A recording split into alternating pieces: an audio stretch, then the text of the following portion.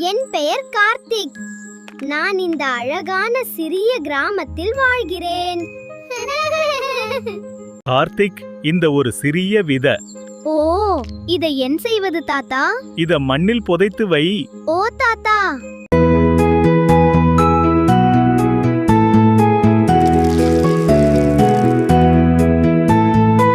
இரண்டு நாட்கள் கடந்தும் எதுவும் இல்ல.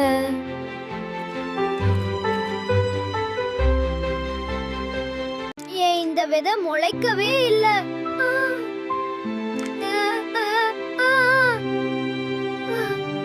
மரங்கள் ஒரே நாளில் வளராது.